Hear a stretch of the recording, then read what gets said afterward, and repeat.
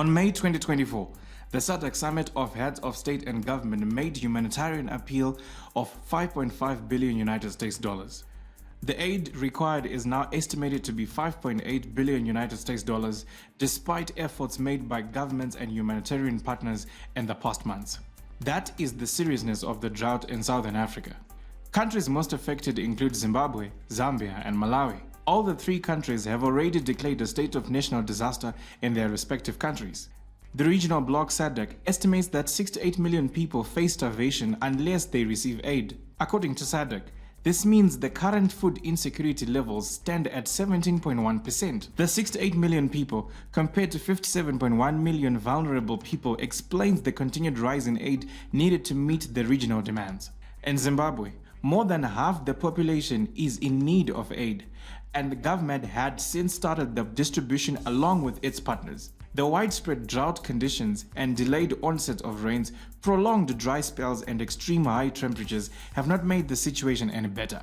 The United Nations has since indicated that Southern Africa saw its driest February in 100 years, receiving only 20% of the usual rainfall. Effects of climate change are set to continue affecting this region and the world over. The effects of climate change are set to continue affecting this region and the world over. Hence the need to both aid and resilient measures. Still on the United Nations General Assembly, President Mnangagwa also highlighted the obstacles that could hinder Zimbabwe from achieving set targets in line with SDGs.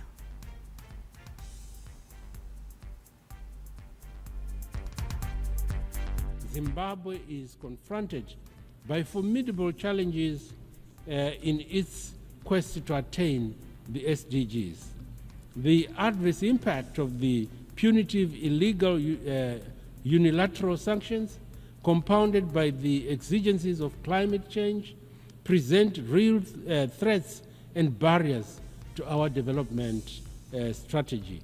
In this regard, we call upon all those that have maintained illegal and unjustified sanctions on Zimbabwe to remove these unwarranted measures immediately and unconditionally to allow us to continue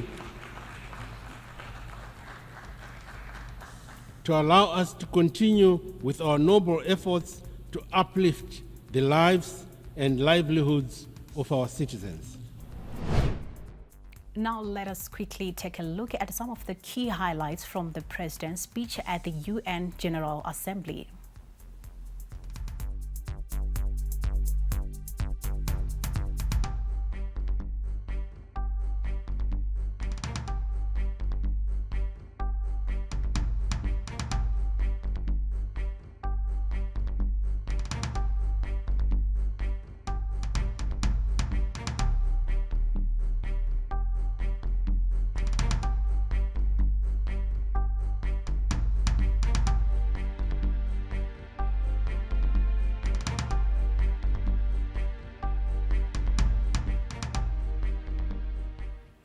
We are now joined by Dr. Leopold Chakanyuka to discuss some of the issues raised in the presentation.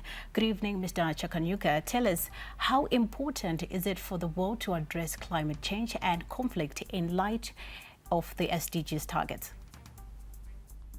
So climate change has been one of the issues, I think, that has affected the world in the recent times.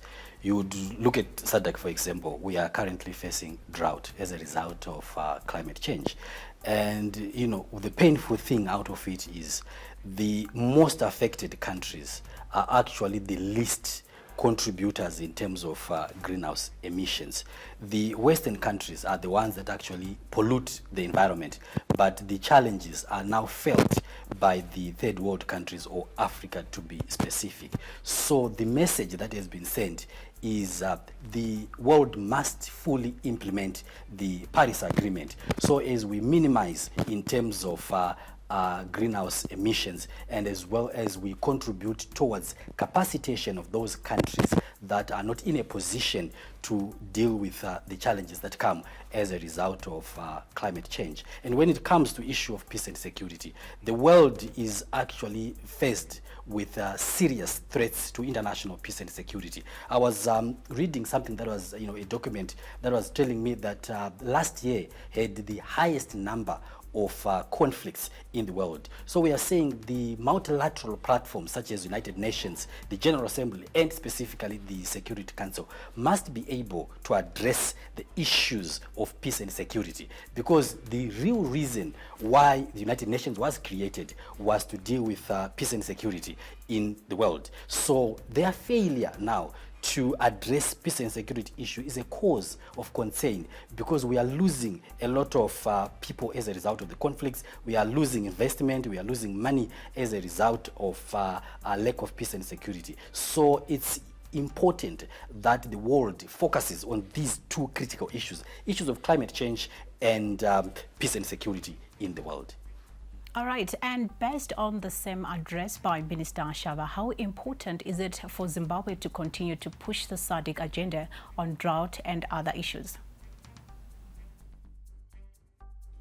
Yeah, like as I've said before, it's we are actually having climate effects of climate change, the drought that we currently have as the whole region. So right now the whole region is in dire need of food. So we are, that's the other point is to make sure that in terms of the implementation of the Paris Agreement, assistance is provided from the international community to those countries, such as those that are in SADC, which this year are faced with the drought. They are capacitated, they are assisted so that they are able to deal with the effects of climate change. So it is important for Zimbabwe, especially this year when we are chairing SADC, that we are able to speak on behalf of the region, and we raise the issues of the region in all the multilateral platforms that we are able to attend and we are party to. And before I let you go, we would like to know what weight will the Zimbabwe message at the UN Assembly hold, given the president was represented by the Foreign Affairs Minister? The speech still carries the same weight, because what happens is the speech is the President Mnangagwa's speech. So whoever delivers is treated as the representative of Zimbabwe. So the Minister of Foreign Affairs, when he delivered that speech, he was representing the president. So therefore, in a way, it was President Mnangagwa himself who was speaking. So his address, his speech is taken with the same weight which is taken if he had himself attended. There is nothing that reduces the impact of what he said, because what he said, what was said by the Minister of Foreign Affairs was a representation of the Zimbabwean people, as would have been said by the President of Zimbabwe. So it doesn't change anything, whether the president attended or he did not attend. The fact that he was there fully represented means that Zimbabwe was fully represented, and that was the message of Zimbabwe that was coming from the president as he was represented by the Minister of Foreign Affairs. Konapo ipapo ba ZTN Prime, DSTV channel 294, the place to be.